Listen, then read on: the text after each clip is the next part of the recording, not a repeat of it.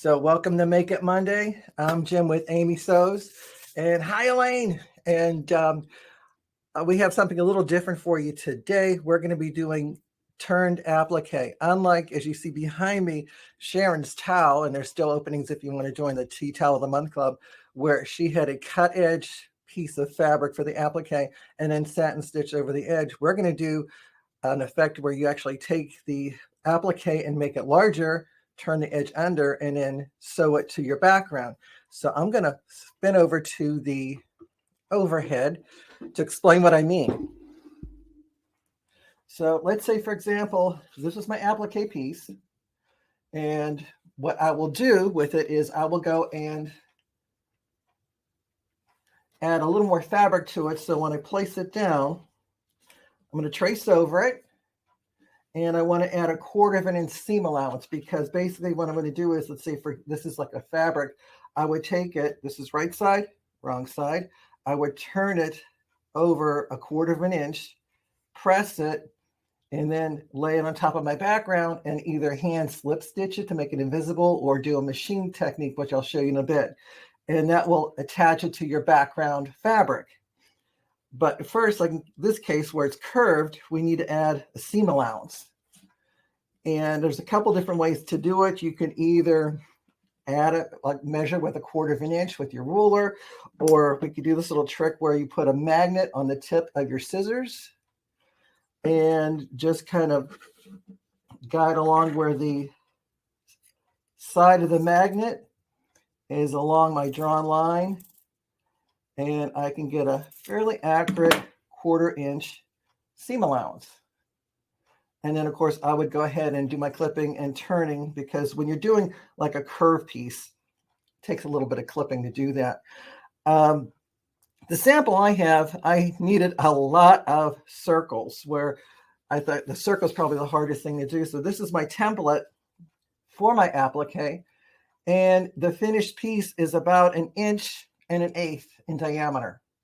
So that meant a lot of cutting. So I wanted to speed up the process a little bit. So I incorporated my scan and cut, and I had it go and cut out all my pieces for me.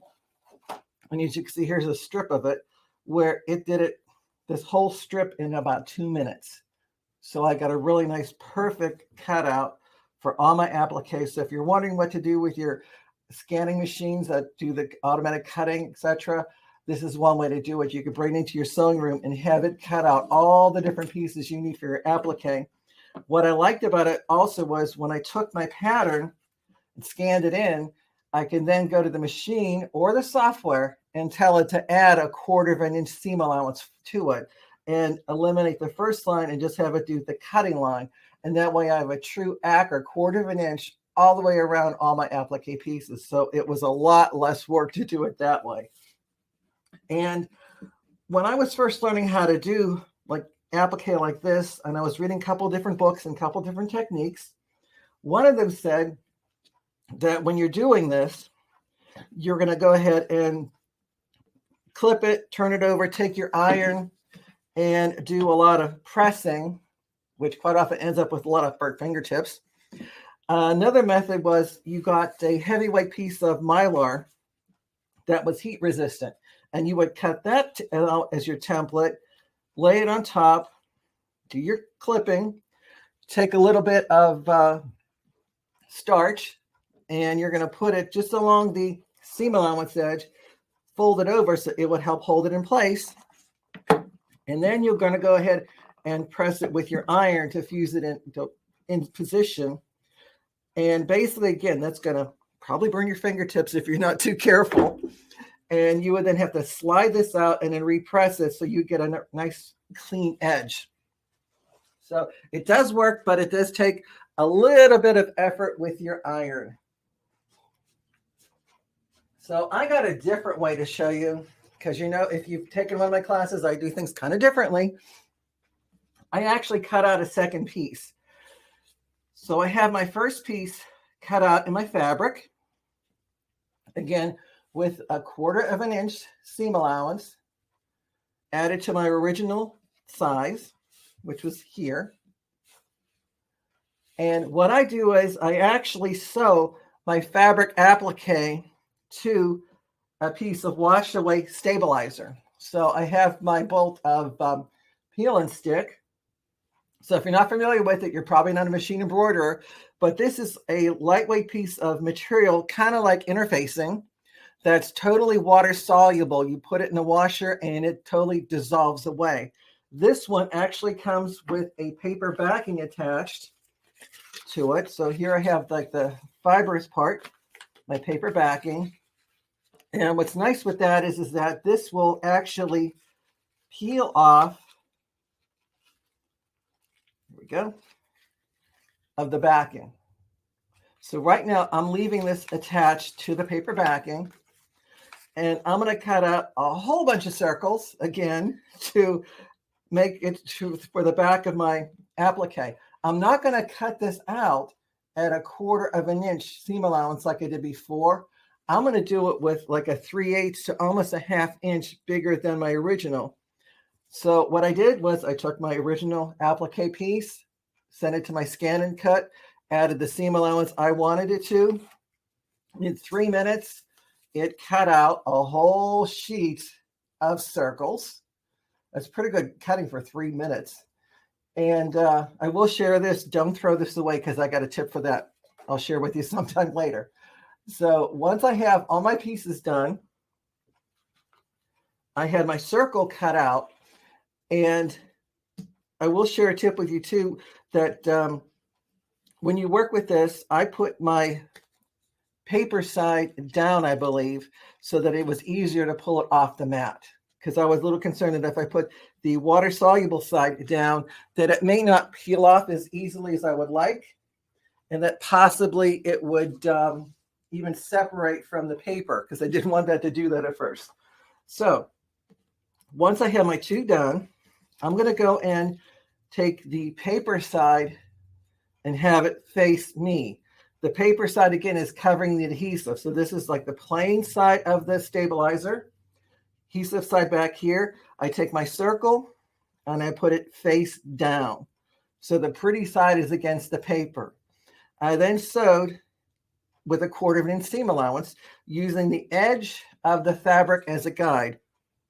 There's a lot of feet out there that you can use. You could have like a traditional 1/4 inch piecing foot, even with a guide attached to it, like that. There's even ones out there that are clear. Again, that has a little side guide for you. So you have your edge guide that you could put it right on your machine. Personally, I like using this little foot, because what I did was I actually went and drew a line on mine because I was having a little difficulty seeing the edge of it because it's off to the side and the foot's a little big. For me, it was easier just to use this as a guide, and I just made sure my stitching was, or my drawn line was right in the middle of the toe of the foot, and I just sewed around in a circle. So you just make the decision of what foot works best for you, and that's what you're going to put on. And for the thread, I use regular sewing machine thread. But there is a difference, because when you work with regular sewing machine thread, you know, it's nice and strong, but when you add the double layer, it's going to make it a little thick, and that could make the edge of the applique a little heavy. I use this thread we have in the shop. It's 100 weight. It's very, very fine. I can barely see it on my camera there, but it's a very fine thread, just as strong as the traditional sewing machine thread, but a lot lighter. So I'm going to use my 100 weight in my needle and my bobbin, and I'm going to use a straight stitch length, and I'm going to shorten it. So if my stitch came up at 2.5, I might bring it down to like a 2 or even a 1.8. I want a short, tight stitch. The reason for that is it's easier to go around a curve with a shorter stitch length. I'll make sure that every time I stop sewing, my needle stops down in the fabric and my presser foot lifts up so I can easily steer it. So then basically that's all your machine setup. A short, straight stitch length and presser foot up, needle down, and then start sewing. You don't need a back stitch. Just sew over maybe like 1/4 of an inch. And then once you get them all sewn, they'll look like that. So on the back side, you can see my stitching. Okay. Once I get this done, I'm then going to go and turn the edges up like that. So again, there's a little bulk here. So you want to trim the excess amount of fabric away. Actually, just clip into it. You could use your duckbill applique scissors or a very sharp edge nip like these Femores. Personally, I like to use my thread snips. These are also by Femore. They're titanium, and they have a really nice sharp point on it. I have a ring on this one, so I know at home, this is the one I cut fabric with. So I can easily just come right in here and under the edge of the fabric, I have the bottom of the blade against the paper stabilizer, and I'm just clipping right to it. And I'm trying not to cut into the stitching, but it's so tight, I'm not really worried about it. And you can just see in a couple seconds, I got the whole thing clipped all the way around. I would then work on my pressing board, and I could just start by finger pressing, but the better way to do it would be to use an iron. And I have my little palm iron with me. And what I would do would be, I would normally go ahead and press it like that with the tip of the iron. What's nice about this is that since you don't have to put the spray starch on whatever, if there's no chance of like burning your fingertips, the paper stabilizer is going to hold it in place. You want it about the heat setting that the fabric can tolerate. And you just do it like that.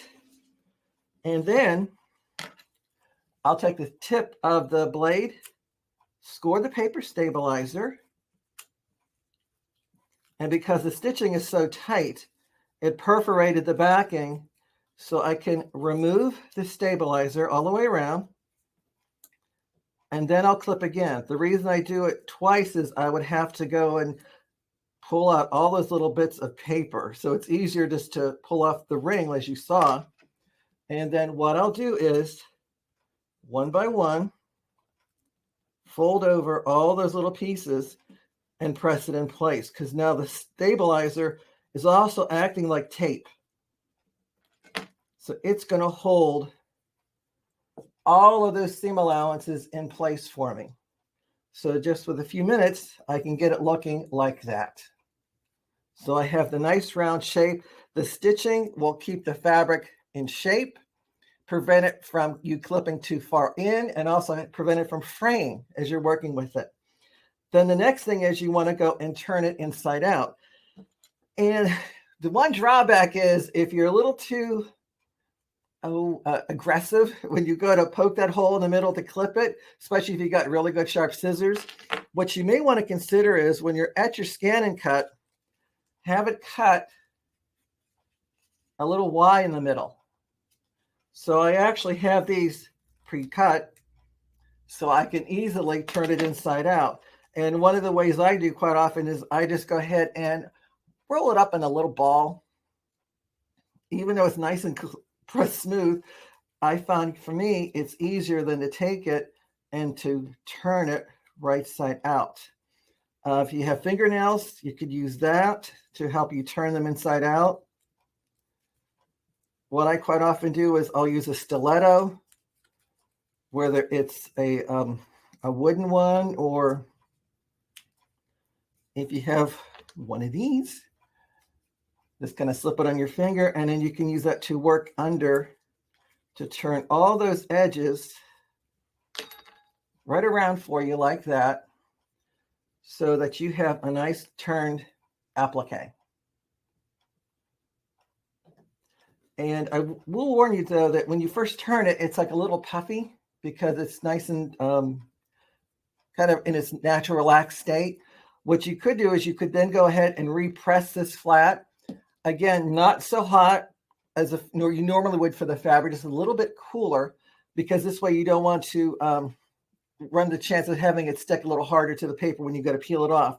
And the other thing too is no water in your iron. Make sure you're not using steam. It's just a plain dry iron. You don't want it to get it wet. One thing though too is if you like it a little puffy, when you go to applique this on, you can easily slip some polyfill underneath it to do trapunto effects if you wanted to do a little puffed applique. But the fun thing with this is that not only does the stabilizer and the thread hold the fabric shape together, make it easy to turn it so all your seam allowances are now encased. When you peel off the paper backing, which just comes right off, I can easily take this and stick it on my fabric and it doesn't move. I don't have to use straight pins, clips, glue sticks, nothing. It's now stuck. If I'm not happy with the positioning, I can peel it off and do it again. And it'll stay there until the project's washed. So there's no added bulk to all of this. Then I can go ahead and do my handwork and do a slip stitch, or I can take it to the sewing machine and do a machine stitch. And there's a couple of different ways to do it. One of them, well, basically they all kind of look like this on your indicator of your machine, where the machine will take a stitch forward, then one to the left, back in the same hole and forward again. Be a little careful because a lot of times it looks like the blanket binding stitch. The difference with that is actually it'll sew forward, backward, forward, then left, right, left again, and then forward, backward, forward. So it makes a heavier stitch. You want the one that has a straight stitch and a little tiny stitch. Some machines may call it the heirloom applique stitch, the pointy Paris. If you're not sure, just take a scrap of fabric and do some stitch outs with it. You want to have it where the length isn't as long. Also, the width isn't as long. You want it a little tighter so that it actually will affix the applique a little better. And then it'll also help to disappear. The thread, you can either use the background color or the color of your applique, and the straight stitch will be in the fabric, and then you'll have that little pick coming to the left like that as you sew around. Sometimes what I may do is if I can't find a right thread that blends in with the background or the applique, I may get a muddy color of thread, meaning I'll look at the color of the background, the color of my applique, and I get a color kind of in between the two, so it'll blend with each one. And I always pivot and stop with the needle in the fabric as I come along. And you want to hit just the edge like that. And in a couple minutes, you got a finished applique. And like I said, everything kind of stays in position. I haven't sewn this one yet, but you get the idea that with all those little circles I made, I can make a cluster of grapes. So all of these circles only took 3 minutes to cut and a couple minutes to sit at the machine, sew it up. And then last night, actually, I was watching a recap of the coronation and just sat there and turned everything right side up, made it really easy. You got some green fabric, maybe take that and then use like a heavyweight fusible so you can do double-sided raw edge applique, and then add a couple leaves to it, and then maybe even one for like a 3D effect. So with a couple minutes, I can do like a really nice grape applique for a quilt project, a pillow, whatever. And hopefully you can even take this idea and use it for your own projects. So hopefully you like, oh, thank you, Agnes. So if you're not sure about how to do the technique, just go ahead and watch it again. And be sure to share it with your friends too, because we appreciate you telling your friends about our Make It Mondays, because we try to be here every Monday at noon Eastern Standard Time. And also, if you are new to Amy Sews, be sure to go to the website, sign up for the newsletters. And of course, we have different sales going on, etc. So you do want to head and sign up, and be sure to tell a friend. We really appreciate it. And don't forget, we got openings for the Applique Tea Towel of the month. And right now, our serger and our scan and cut boxes are closed, but be sure to get on the waiting list for that too. So hopefully we will see you in our shop. We are in Harmony, Pennsylvania. And if you like the products I mentioned, several of them are on our website that you can shop there, or you can first come in the store and pick it up in person. So thank you, April, and everybody for watching right now and for all your positive comments. We do appreciate it. And again, be sure to share with a friend. And if you have a suggestion for a Make It Money, don't be afraid to go ahead and put it in the comments below so that hopefully we could bring you more topics that you're kind of interested in doing. So thank you ever so much for watching. And remember, the more you know, the more you sow. Have a great day.